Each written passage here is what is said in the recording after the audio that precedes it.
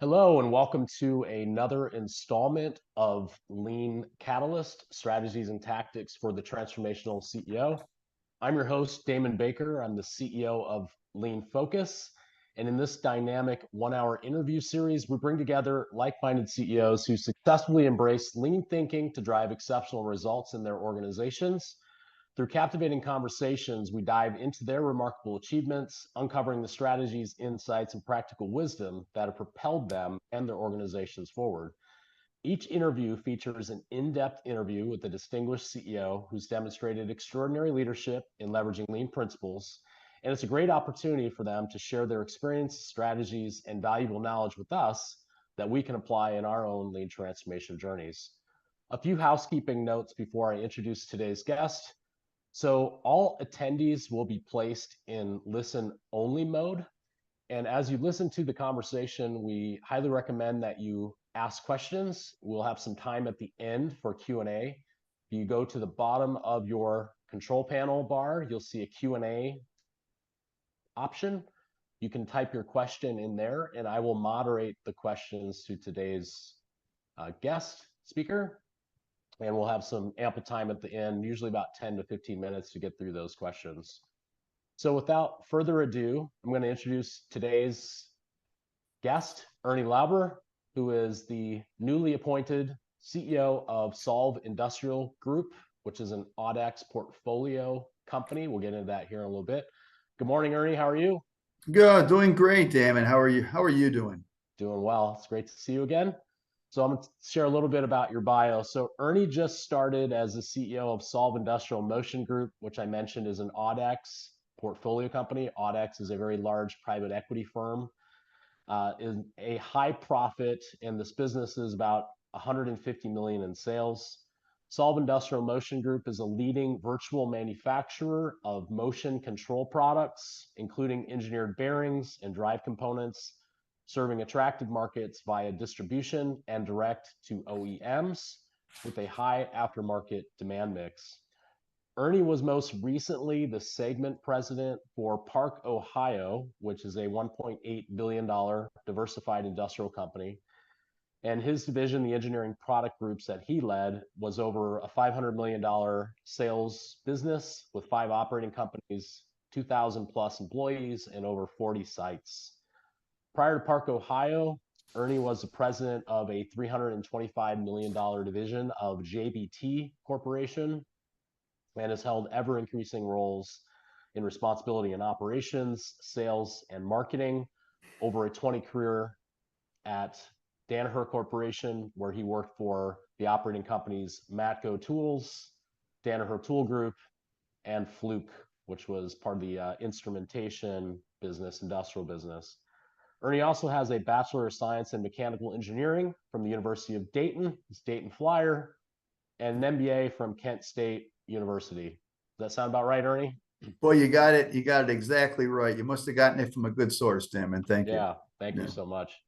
So why don't we start with the tough questions, Ernie? Tell us a fun, interesting tidbit about yourself that perhaps people may not know about you. Yeah, no, I guess, and those who are really close have heard this. I had a very brief stint playing football at Dayton as a flyer, and was actually had some paralysis. So that's a unique fact. But from there, I have at the young age of 54, I have 2 fake hips and a fake shoulder, and I need another fake shoulder. So even though I look vibrant in front of you here virtually, Damon, I've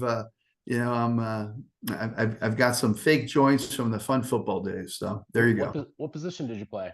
I played inside linebacker. Okay, yeah. So when you go through security, do you set off alarms, or is this?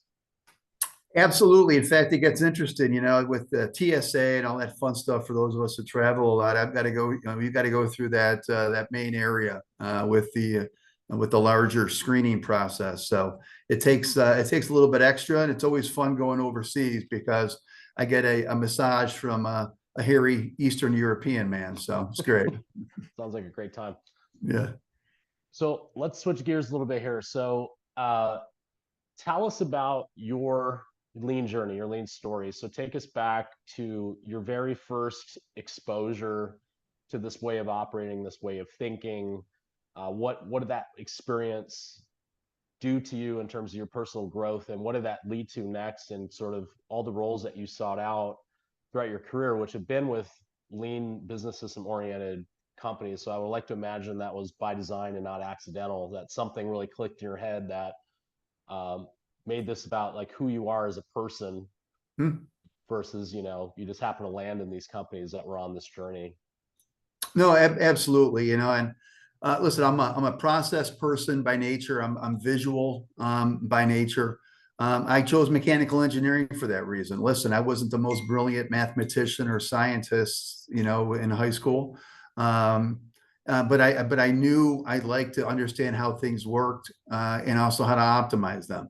I also realized, because I'm a visual guy, I didn't want to be a chemi or a double E, so that mechanical side was helpful. It gave me a good foundation in process and understanding how processes work together. Did I understand at undergrad lean, Damon, back then? No, but or did I know that I was going to be in a C-level position? But being naturally curious, wanting to be in front of the customer, but wanting to be technical and understand on the manufacturing side was really the start of that. I had 4 or 5 years before I did my 20-year journey in my 9 positions in 8 companies at Danaher. And even there, it was a natural curiosity for improvement. And I remember trying to understand, early statistics before I did my MBA, and using statistics on the plant floor to really understanding what does CPK mean, and how do you improve. But listen, quite honestly, it wasn't until I got recruited and started in at Danaher that I really got my chops. But what was fun about it is that it was up to the individual to understand the opportunity in front of them. When I joined Danaher, it was about a billion. They were early on their journey, and it was fun actually helping. I don't want to say with hubris developing the DBS tools, but a lot of the early Kaizen work, and especially, even as we develop some of the innovation and the commercial and the back end tools around TPI and such, it was fun helping doing those initial early first beta Kaizens and adding to the toolkit. It was again that curiosity where lean can be applied to everything. Yeah, we all understand its roots in Toyota and the production system, but what I really enjoyed is taking it to segmentation, taking it to strategic tools, taking it to product development with MPD, and it really has a place in every function. So, I knew when I did my it was a thoughtful journey, and I appreciate Danaher for that in the different positions and learning and growing to eventually run a P&L. But I tell you, when you start to drink the Kool-Aid, it's you see the impact it can make. And I'll end with this one. When I finally made my decision to leave Danaher, they had split into 2 companies, and I didn't want to go out to the West Coast. I knew I wanted to go to a company that was at least had started the journey, was open to it, and JBT was. In fact, we partnered with Lean Focus to implement it at the corporate level. And I was proud to say that, I was one of the impetuses of doing that. And then when I went to the next company in Park, Ohio, they were even earlier on the lean journey, but I was in a position to help drive and implement it. With this position here today, we're already partnering, and I'm out at Gemba today, actually. And we've already started to deploy, an operating system, so we can understand where the red is and where do we problem solve. So, Yeah, no, that's great. When you left Danaher, yeah, I imagine there was probably a lot of trepidation and uncertainty around going into a new environment with a new culture, and more importantly, like, how do you bring some of these ways of working and thinking with you, because it's become who you become really over 20 years. yeah. And sometimes an organization can be like a body that's rejecting the organ, right? So Yeah. when when an enemy comes from the outside with a new way of thinking and working, sometimes, that person can run into a lot of challenges. And we've witnessed this too in our work, where people who've spent a lot of years in a company like Danaher think that they can leave Yeah. that business and go to another business and try to run the exact same playbook, for lack of a better word, in the Sure. same sequence and style and priority as what they've experienced. And I think early on I learned that if you've seen one lean transformation, you've literally seen one lean transformation, because they're all different.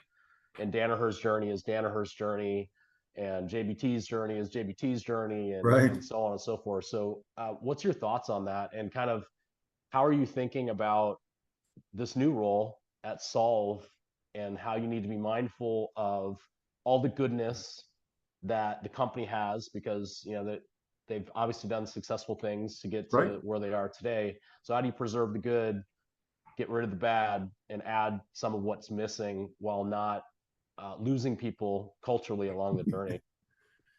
Listen, it is the ultimate question. And, this is I did 3 years at JBT. I did 4 at Park, Ohio, and now on to Solve.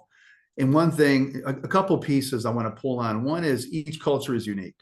Okay. And each situation is unique, as you said. And I've seen that, each lean transformation. And these are 3 transformations. As I mentioned, JBT was on the road already, and they were probably, I like to think nobody gets beyond 7th, 8th grade on the lean journey. That's the approach we want to have. So JBT was probably in 3rd grade. Park, Ohio was probably in nursery school, and I think Solve is probably in kindergarten, right? So with different cultural nuances. It all starts for me with getting trust and credibility, and getting out to Gemba, right? And I've listen, I've taken an approach, and over the last 10 or 15 years, taken some basic tools around a new leader assimilation, and really having a thoughtful 90-day onboarding. And there are different derivatives off of it, and and different ways to go about it. But really getting out to where the transformation happens, listening and learning, taking notes, partaking. I'm going to spend a full day in our distribution center in each function next week. I'm going to be on the phones tomorrow, and then synthesizing all of those observations, and then getting some deep one-on-ones with key thought leaders in the business and having their voices heard, and synthesizing that to the opportunities, I think is important. And then it usually, it culminates in about a 60, 90 day. I've kind of done it's a 2.5 day workshop with a new leader assimilation being the foundation of it. But getting aligned with your executive leadership team and the other key thought leaders through this workshop on not just the new leader assimilation, but then what are the goals and priorities? What are the observations from me? What is the input from you? It's a facilitated workshop in the beginning where the leader's not present during some of the tough questions to get anonymity. But then day 2 is where the rubber hits the road, and I try not to scare people with things like X matrix and bowlers, and you kind of just start to develop it and say, hey, here's some ways where you can really drive visibility and accountability and problem solving. And if you don't scare them, I found it's extremely helpful. But it starts with trust and transparency. It starts with getting out to where that transformation happens, and then it culminates with, as I just said, this kind of workshop. Now, in the meantime, there's a developing of an operating cadence, and it's amazing how a lot of these companies, they're just not doing the basics, and the things that you're introducing, it's not hard calculus. So you try to simplify it. And it's not been easy, and it's not been perfect, and you're going to have people who are going to reject the organ, and then you've got to find the change agents and those partners who are going to help you accelerate. Yeah. So for the listeners on the call today, why not just, in the first night, why not just rely on all your direct reports and managers to sort of give you a state of all those areas that you're going to go personally observe? Like, you're going to sit on the phone and listen to customer calls, you're going to DCs, you're going to all these different places physically. Like, why is that important, and why not just rely on what your people are telling you about how things are working today? Yeah, no, great. It's a great loaded question, right? It's number one, to get the credibility in the organization, right? And I would say, yeah, listen, these are all almost number one. Sit there and learn about, I just did a session an hour ago before this call, and I learned about, three of our CSRs and three of our business development people. And you can see their faces lighting up when they're being listened to, right? And I tell you, at the ground roots level, that's going to get out, right? They're going to tell three people, they're going to tell four customers, they're going to tell five people. The exponentiality of that experience, at the ground roots level is impactful, right? Number one. Number two, listen, it's trust but verify, right? There's, with a lot of leaders, there's, tribal knowledge that is tainted, bias, as we all learn about through our lean journey. And, I become self-aware of my biases. And in fact, it puts me in a mental state where I have to remember my biases when I do these Gemba visits so I can be more open-minded.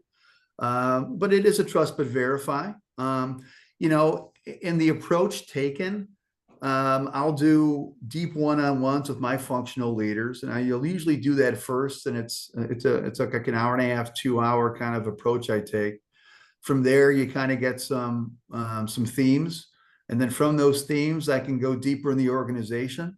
And then I'll do skip levels and do lunch and learns and roundtables, and those types of things really hit those areas. And rather be the trust but verify, and then also getting to know your key talent. And then the third one, as I already said, which is credibility, that you are listening. It's second to none. And if you don't do it in the first 60 or 90 days, and if you're not thoughtful, and I put it all on my calendar, it's not going to get done, because you get pulled into the issues and the opportunities of the business. Yeah, the demands of the business take over. How do you, how do you prepare the soil for tilling, if you will, to use that analogy, for perhaps an organization that culturally, historically, has not had leaders do the types of things that you're intending to do, not only over the course of the next 60 to 90 days, but probably over the course of your stint there, whereby you go see, you ask questions, you try to learn what's really happening. And a lot of times people interpret that or perceive that as, Ernie doesn't trust me.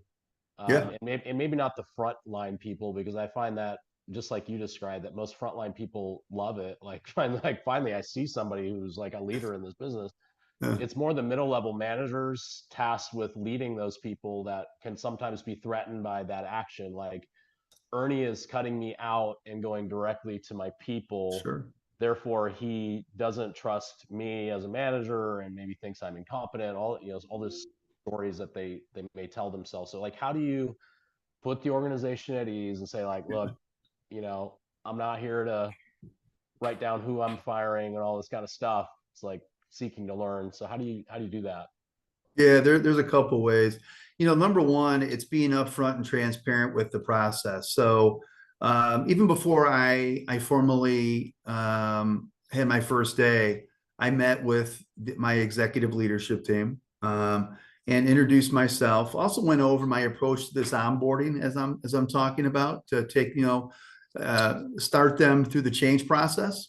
Get them through at least maybe the second part of the five pieces of change. So did that early. I then reinforced it and socialized it. I've got some standard work against it where I send it to them. I asked for their input, and I got some good input, and I got some good questions, and I included that in the process. Right. Day two of when I started, we had an all hands meeting virtually, and we had a couple physical. And I was upfront with this approach as well. Right. And this is what it's used for. I've been doing this, and leaders have been doing this, for years, and it's healthy. We want to have a transparent, listening culture. Doing that, at least communicating up front and aligning people, takes some of the fear out. Okay. It doesn't take all of it.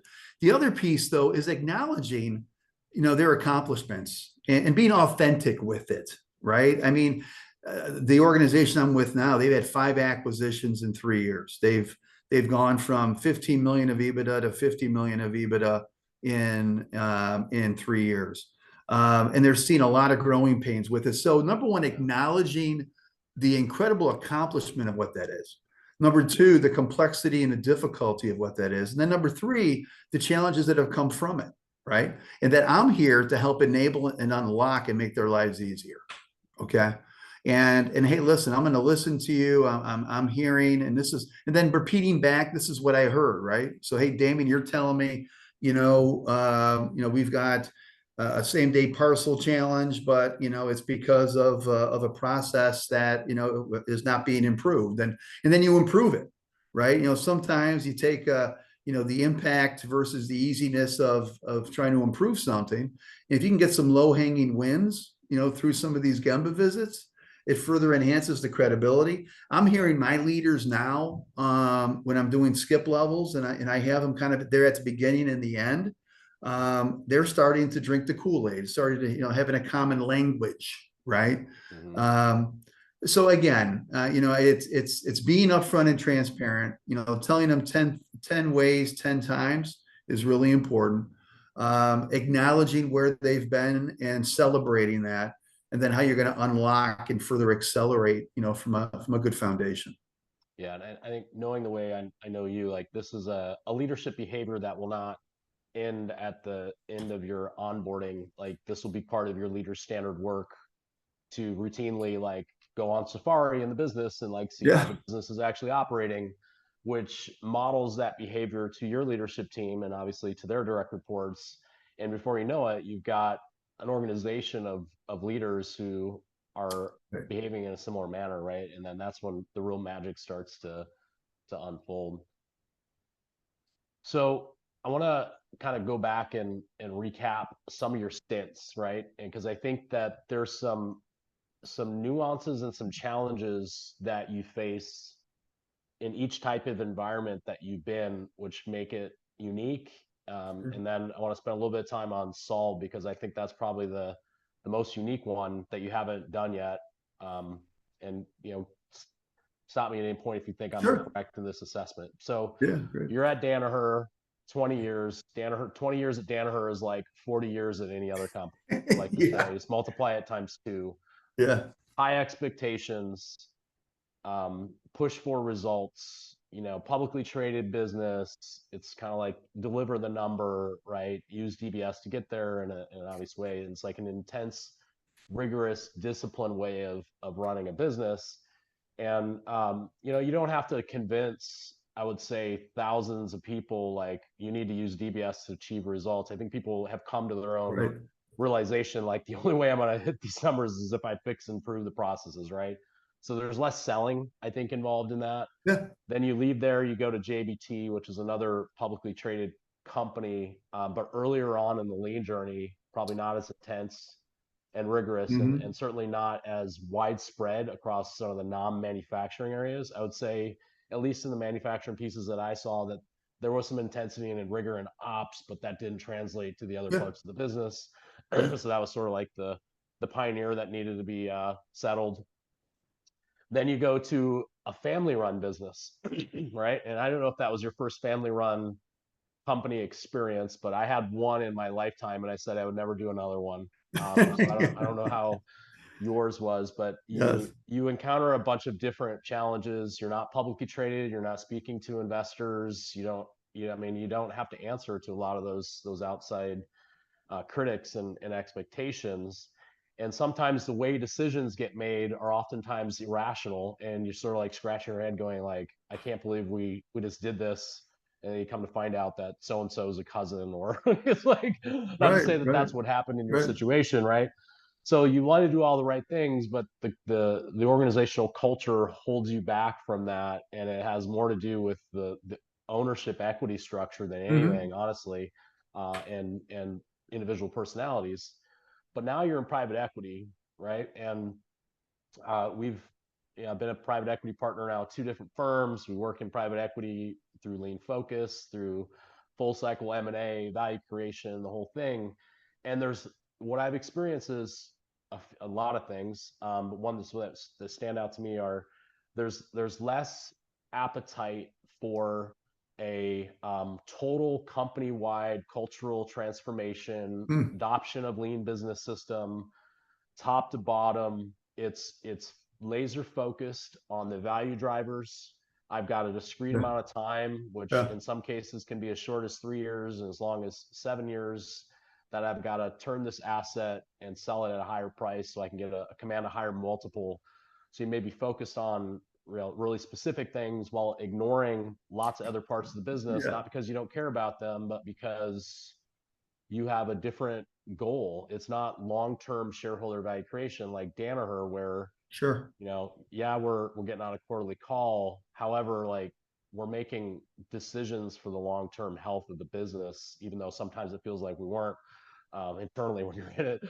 So, how are you getting your mind right in this new situation, and in the face of those realities of private equity? Because I'm sure you didn't go into this like unprepared Yes. about how it works. So how are you thinking about this differently? Yeah, no, and a great setup. And I'm going to hit some of that. Number one, having two significant positions after Danaher has really prepared me for this, right? At the end of the day, you can't come in like a bull in a china shop, right? You really do. To our previous conversation, you have to assess the culture. Um, you have to be sober as you assess the culture, because you also need to make some hard decisions, right? That doesn't mean you don't make hard decisions, but you need to be thoughtful with how and what you do, right? And I think each one, and it was iterative, right? It was great that JBT was already on the journey, okay, and they had some at least foundational elements, and they were ready for something, maybe to the next step, but not the entire organization. There were people who were not, so you have to pick the right areas and get some successes, and we did that. We did some things with aftermarket. We did some things with OEE on the plant floor, that we were able to align the plant floor on, and we got some successes there. And then we were able to use a catalyst of sorts. The other piece with JBT, and listen, this was a tough one. I had to make two large leadership changes in my first 3 months. But what you find is the organization was like waiting for that to happen. If you do it thoughtfully, if you do if you do the onboarding the right way, you listen, you understand what good looks like, especially when you come from, a Danaher or a company like that. So, I had a top grade my CFO. We had to do an operations leader. But it was like almost like a sigh of relief from the organization, because they knew they were not getting what they needed, especially from the one function. And when we put in an aspiring leader in the CFO role, it gave us a single source of truth. It gave us a financial business partner, without going into too much detail. But what it gave is, it also gave, honestly, me some credibility, that you can assess somebody, you can put somebody in the role that can make significant change and be a transformation agent. So that was critical there. As we went to Park, Ohio, now Park, Ohio is family run, but it is public. But 36% of the company is owned by, but same nuance though, Damon, as we're talking about, right? So listen, the company has had 120 acquisitions over 20 years and has grown to 1.8 billion, publicly traded, but family run. And although it can be a little sleepy, there was an openness for change. And I had a strong partnership with the CEO with that. But he also acknowledged that, they had 20 years of a culture that was autonomous, right? So it was, I learned so much. I continue to challenge myself on pace. How fast do we move? And he and I would talk. It's like, what, could we have gone faster? Probably. But through those 4 years, we made some significant leadership changes, which is a key piece here, right? I mean, we know the mantra, people, plan, process, right? It starts with people. And if you don't have the people who can do the horsepower, then you're not going to be able to get the plan and the process done. And also what you're not going to do, and I believe this, A+ players bring in A players bring in B players, and you can see where the waterfall is. Yeah. And when you bring in some strong talent who also have an emotional quotient and understand, at least let's be thoughtful about pace, that's where it starts. And I've seen that in every role, and there's some of that going on already with me at Solve. And Audax has done a lot of investing in people, and also in some processes. At Park, Ohio, just to finish that off, we started, I think, the lean journey and going in depth probably a little bit slower than I wanted. But now at least they're on it, and there's some people who are really believe in it, especially the ones that we were able to bring in and sustain. As we go to Solve, the dynamic you mentioned is so unique, right? As I look off into the ceiling here, I'm excited about Audax because they're a hyper growth platform building mid-market, private equity.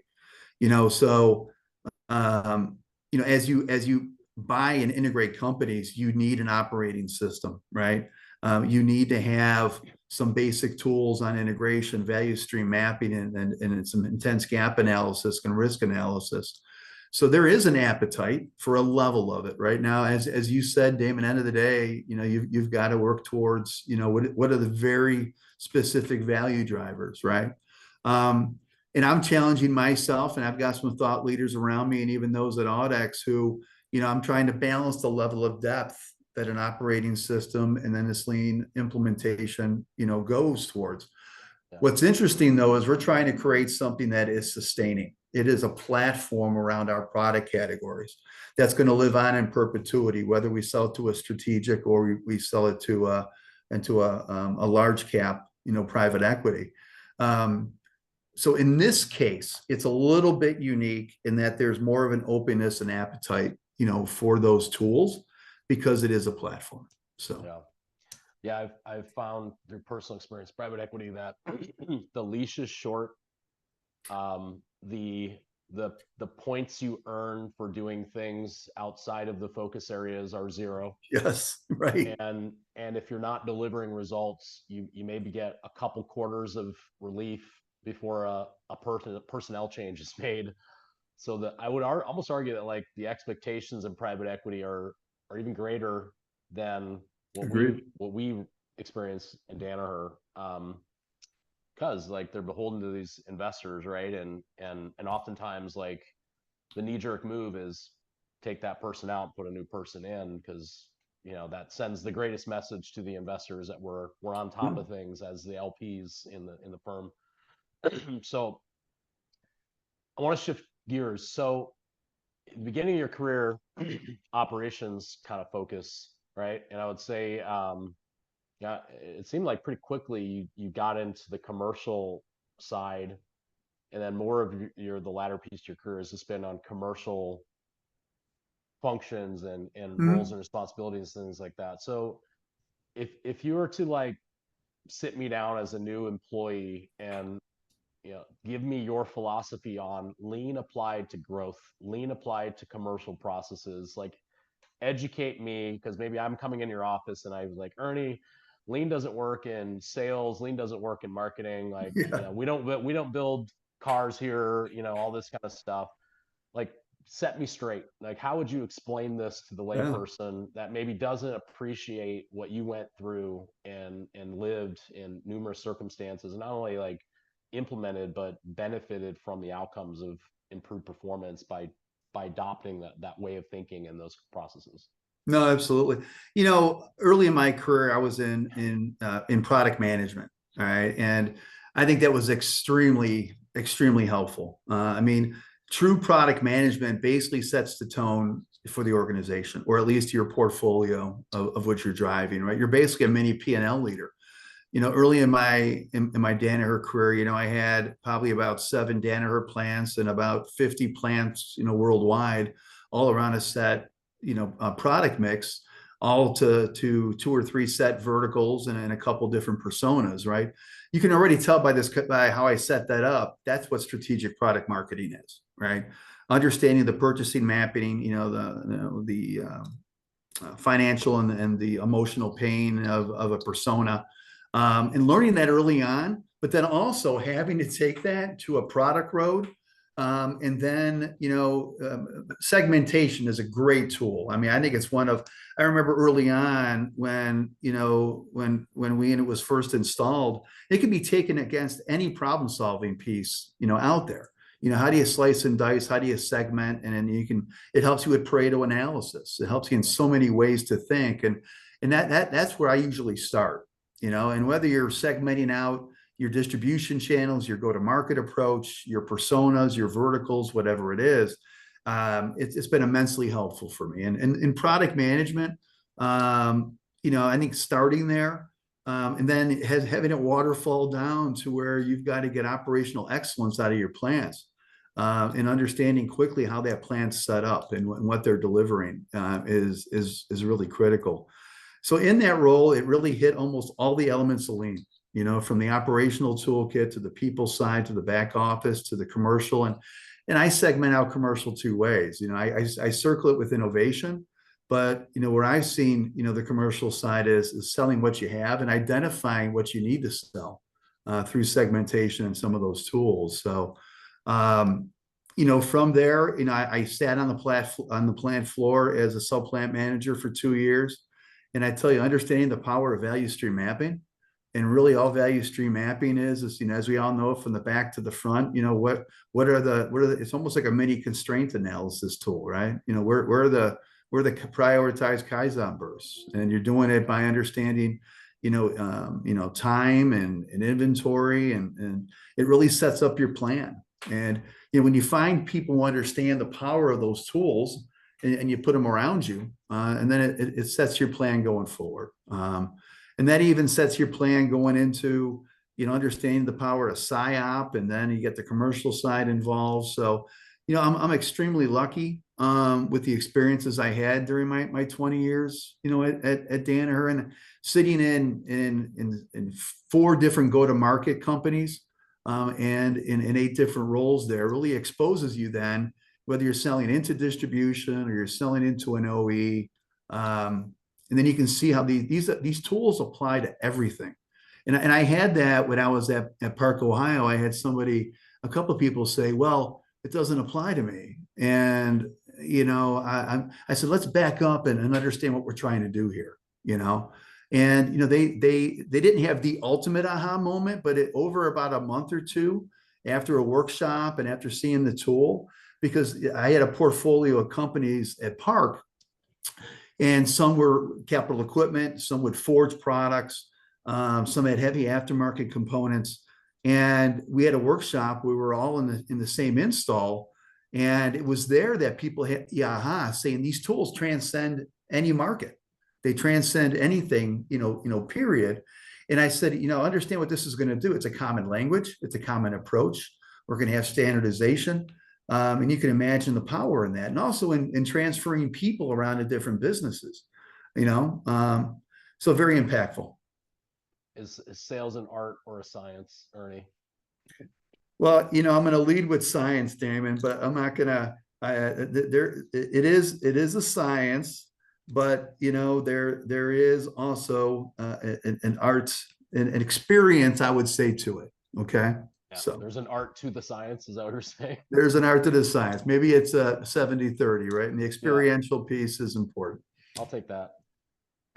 So I think part of the lesser understood aspects of culture transformation is how we interact with one another, and kind of like what's acceptable, what's not acceptable, what's serving the business to help us achieve better outcomes and process performance and results and things like that. So I'll just give you a few examples. So like, tell me if you've ever heard this one. You're in an operating review, sales are declining, and Ernie asks the sales leader, hey, Mr. or Mrs. Sales Leader, like, why are our sales down? And it's like, Ernie, you understand, we need a new product portfolio. If we had a improved product portfolio, we could sell more. So then you get that, and they're not selling anymore. And then next month it becomes manufacturing can't make and deliver it on time, or the quality is broken. So like this acceptance and tolerance for excuse making. and a lack of ownership. And I'm not saying any of those things that that person said were untrue, because they could certainly be true. Sure. Absolutely. But Yeah. two things can be true at the same time as well. Like, to your earlier point, like, everybody has processes, Correct. sales, marketing, operations, and so on. So it's like cleaning your backyard. It's like, hey, what is it within your backyard that can be fixed and corrected and improved, Correct. that we can deliver results, while simultaneously asking your supporting cast to be working on those other issues in the business, like the innovation leaders Right. handling the product portfolio mix, and the operations people are doing the same rigor and intensity around improving their delivery and their quality. But I think one of the things that people just don't understand about Danaher, and it's hard to write in a case study, is you don't get to make excuses for your results. Mm-hmm.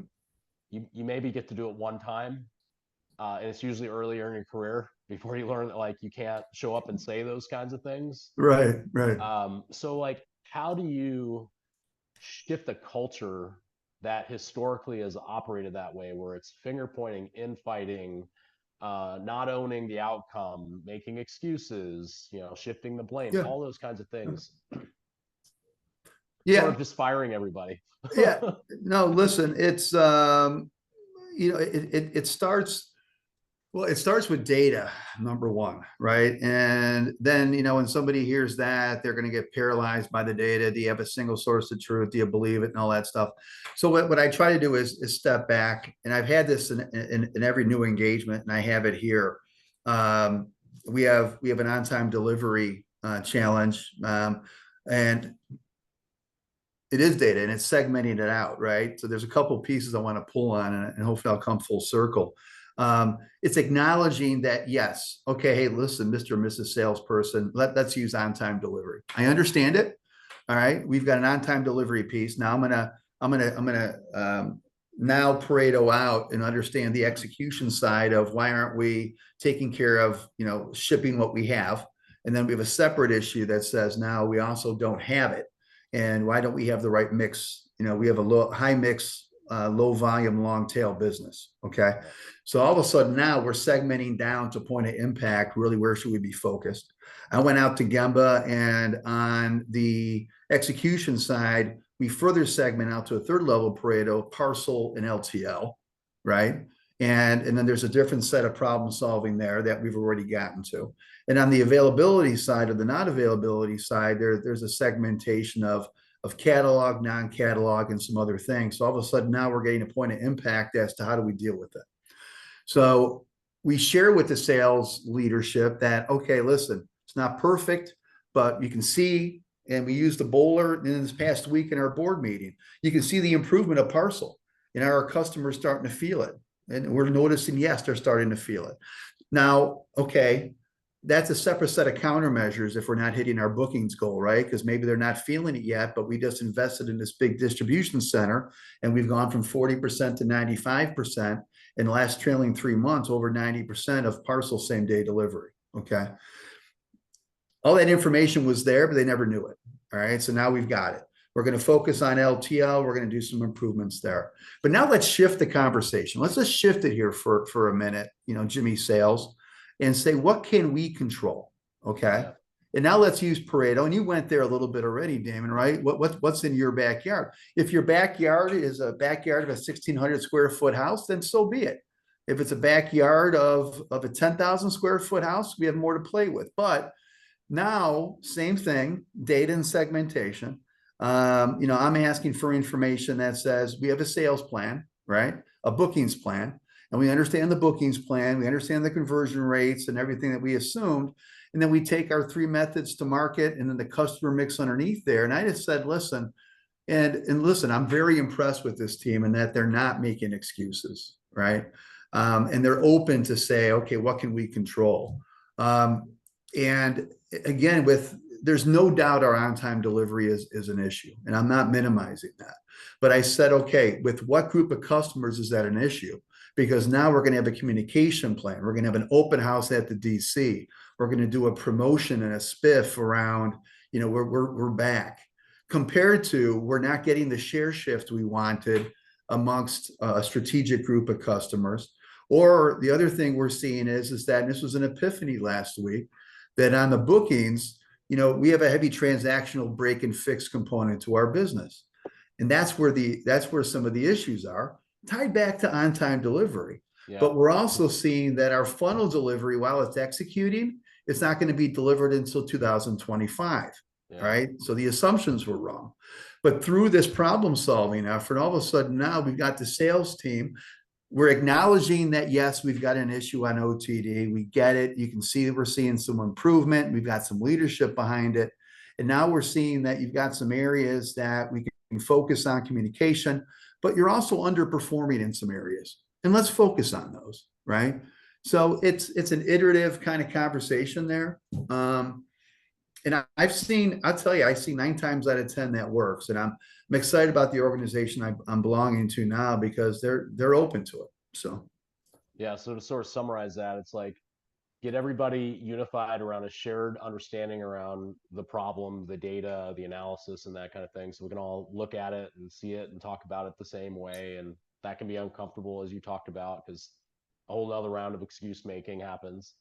Then the second piece is like, let's parse out the problem and divvy it up to the people who have responsibility for fixing that piece of it, right? And then the third piece is looking at your part of what you do for opportunities to improve, even when you think there may not be opportunities. So like conversion rate's a good one, because if I work furthest right in the sales value stream, I get the quickest impact because I can improve my win rates. But somebody would say, hey, we're not selling as much as we need to because we don't have a right value prop. But then you use a tool like Bob Wow, which was problem solving. It's right. Like Johnny can sell at 75% the same product win rate, and you're at 30%. Let's go see what Johnny's doing and standardize that work and make that the best practice across the sales team, and then just maniacally roll that out and audit and make sure it happens. So you kind of at the overarching level, it's like you move the organization from I can't to how can we? And Dave, that is so true to, I have a couple people have called them Ernieisms, right? And they're just lean phrases, right? And it's shifting the lens. And what I coach people on is exactly what you said. Two of my mantras is how do we get to yes, right? And it's not that we're going to get to yes, right? But this, why don't you shift the conversation that, in order to do this, and let's not start with, we tried this 4 years ago, right? Let's now, how do we get the yes? So now when we tried it 4 years ago, here were the 3 challenges we had. And now based on technology, maturity, whatever, here's how we would get to yes. Yeah. And it might be that the risk analysis or the hill is too big, whatever, or it might be let's develop an experiment. And, my latest thing now is I want to actually celebrate failures, but I want to celebrate quick failures, right? But again, how do you get the yes? The other one obviously is with every problem, bring 2 solutions, right? But, if I continually reinforce that, and it's going to waterfall through the organization. Yeah.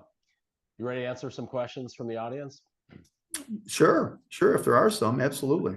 There's several, so we'll try to get through as many as we can here. So okay. A lot of good questions. So first one here, organizational process ownership is key to successful transformation. And in my opinion, it's extremely important to have an internal lean leader, not you, Ernie, to drive and own the transformation. Do you agree?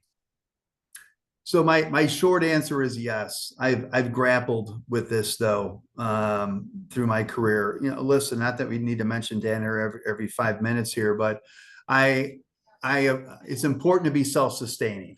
Okay, so I've grown up in a culture to where I don't call them black belts or blue belts, but there are numerous tools that I can still run, right?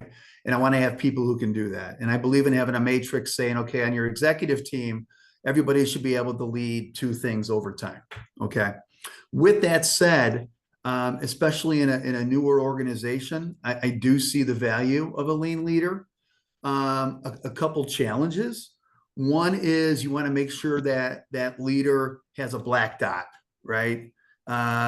Matrix and hey, I'm going to be a support piece versus a true leader can be a pitfall. right? They're owning a result, is what you're saying.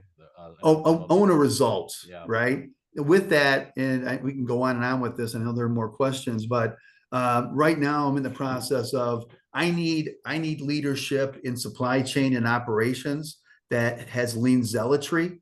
So I'm prioritizing getting those two key executive leadership functions into me first, but before I would go to that lean leader. But it's kind of a timing piece. But at the end of the day, I do my 2 cents is I believe in it, but you've got to have others through your organization as well. All right.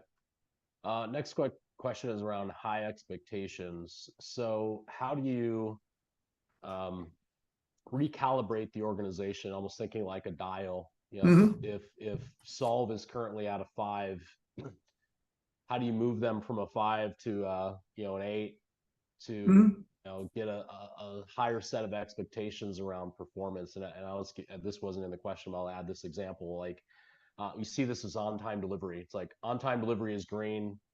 It's been green for months, and then you dig into it and you find that the way it's measured is it's based on our promise date, and we keep changing the dates in the system to reflect the new promise dates because our schedule keeps changing, but we always look green. Therefore, it looks like we're doing a great job. But meanwhile, customers are screaming, and we have no insight into that feedback. So, like, how do you set high expectations in an organization where historically, like, they've not wanted to have reds and problems and things like that, because that instigates activity and action?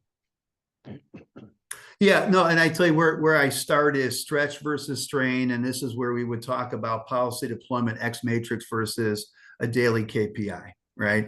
And because one of the things I find is people get scared. It's like, oh, now I'm going to be tied to this, right? So what I try to shift the lens on is say, okay, listen, number one, this is like a 3-year aspirational growth number, right? Now, aspirational growth is going to be a natural stress, but not a strain, okay? And here's a quick histogram of some value drivers that can get us there. Do we all agree with it? All right, when I say we're going to double the size of the business in 4 years, that can be overwhelming. But when I say that we've got 3 swim lanes of value drivers, and do you agree in these growth rates, and then 1 or 2 acquisitions, and it just so happens to be $400 million, does that make sense? Oh yeah, I get it. Now, I'm not going to tie you, in the short term, right, to your immediate, goals, to it. But listen, we are going to talk about strategic initiatives and how do we ring fence around those that we make the right decisions. Okay. So it's kind of setting expectations, Damon, I think. And that doesn't mean that you don't have a stretch goal on your metric-based objectives or in what we're driving for incentive-based planning. But you know what? If we hit it, it could be an accelerator, right? And how do we then really reward towards that? So I think that's the first 2 pieces is, okay, do you believe in this 3-year journey and these steps that can get there? Yeah, cool.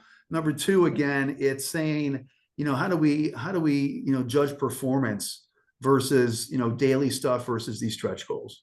So. All right. There's a simple question, perhaps a complex answer. So what do you think CEOs get wrong about lean or misunderstand about lean?